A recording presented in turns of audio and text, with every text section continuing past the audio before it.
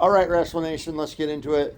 I waited about a week to do this because I was a little hot. I was pretty hot to trot and PO'd like everybody else last Saturday.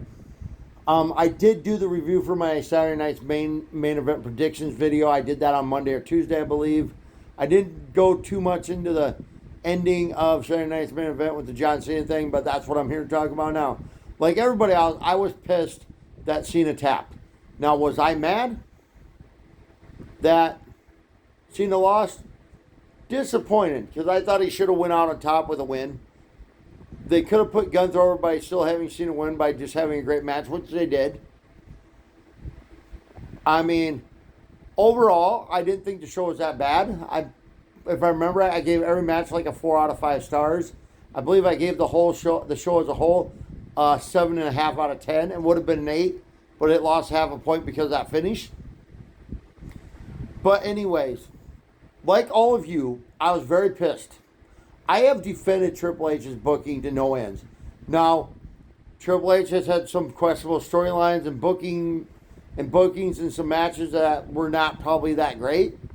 The WrestlePalooza, I'll be honest, overall, other than the Brock Lesnar Cena squad, I thought that was another dumb thing they did with Cena's retirement tour. But I get why they did it now. After what Cena said, that it was Cena's idea to get squashed like that because Brock was staying and it makes Brock look stronger. But, yeah. I just didn't get... Like I said, I've defended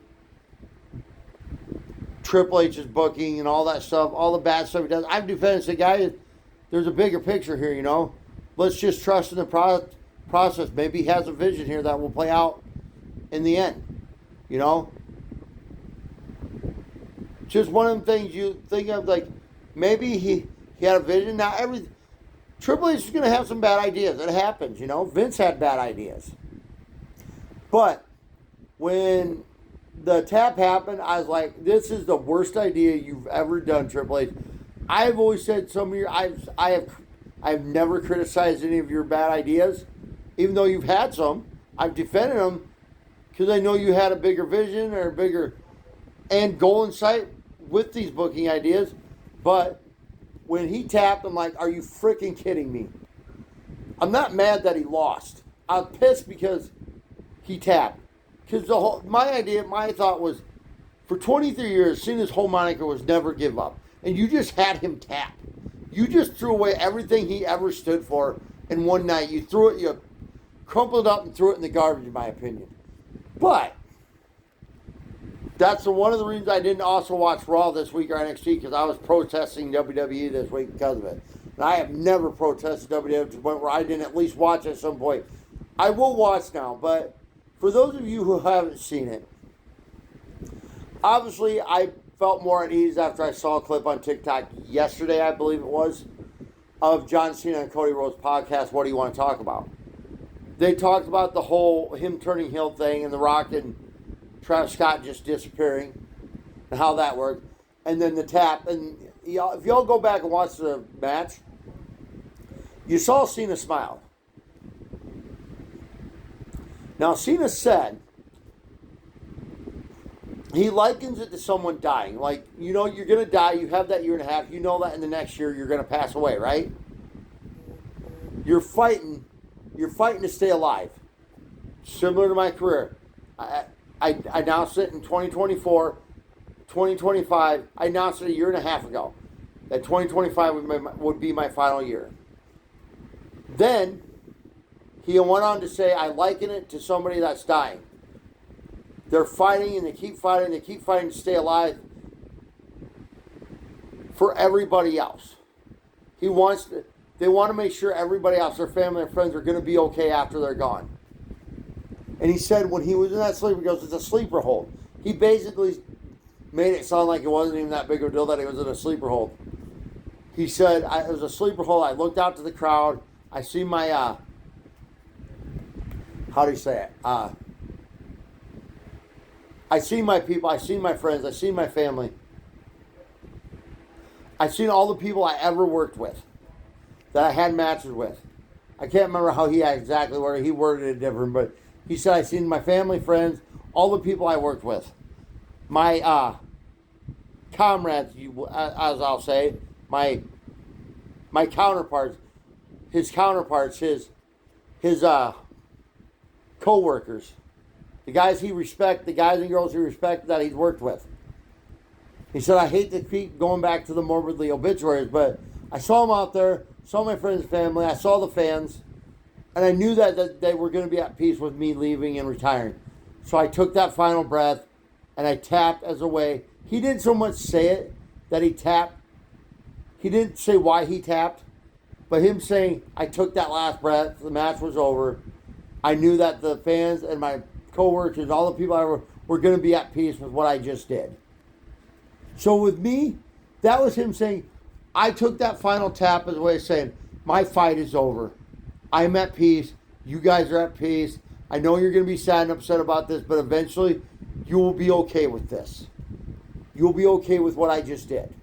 And also, he's basically saying, he did say before the match he wanted to do something that he's never done before on this retirement tour, and he just did it. He tapped. So I am okay with this now.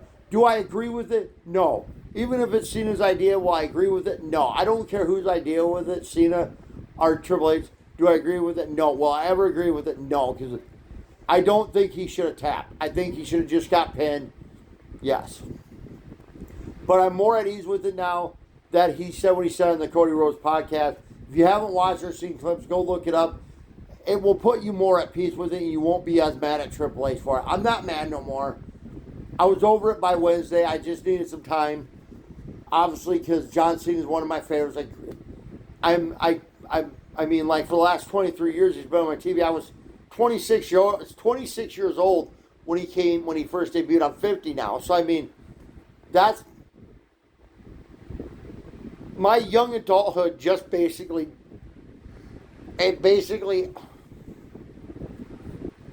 try not to get emotional here, guys. Anyways, like I said, he debuted like 11 days. John Cena debuted 11 days before my birthday when I was 26 years old. I'm 50 now. So that's like 23 years of my young adulthood that just went away. You know? I will never forget John Cena. It's going to suck never seeing him wrestle a match again. Not seeing him cut a promo. And some of his promos were great. The ones with Lita and Edge, the raps, they were all great. But I'm at peace with it, with everything. The tap, I'm at peace with the tap, the losing, everything now. I just want to simply say before I end this video, John Cena, I thank you for everything you did for the sport of wrestling. You took it and you made it better than it was when you found it. There will never be another you. You know, we always hear the next John Cena, the next this, the next that. Cody said it best after that. When, at the post show, when Jackie Redmond was interviewing, Cody said at the end of his interview with Jackie, you always hear people say, the next Cody Rhodes, the next John Cena, the next Randy Orton. There's never a next John Cena. There's never a next John Cena. There's never a next Cody Rhodes. There's never a next Randy Orton. You can only hope to be just as good as they were, just as great as they were, and be everything that they were and better, and leave, when you leave it better than they found it. So, you know, however they leave it when they found it, they're going to leave it better than they found it. That you can only leave it better than they found it. You can only leave it better than you found it. But with that being said, guys, I know I've talked a little long here. I knew this was going to be a longer one. They're going to take most of 10 minutes. But I just want to simply say, John made wrestling what it is today. He left it better than he found it. He left it great for the younger talent like Carmelo Hayes. Even though I hate his Gunther. Trick Williams when he comes up. Obi Femi when he comes up. The guys that are still there, that are still veterans like CM Punk, Cody Rhodes, Randy Orton. They're going to make it better, just like John did. He left it better for the younger talent. He passed the torch to the younger talent, and now they got to run with it and make it better than John left it. But anyways, I say, John, thank you for everything. I wish you well no matter what you do. And to the young guys, be just as great as John Cena. Thank you, John Cena. Thank you, John Cena. One last salute to you.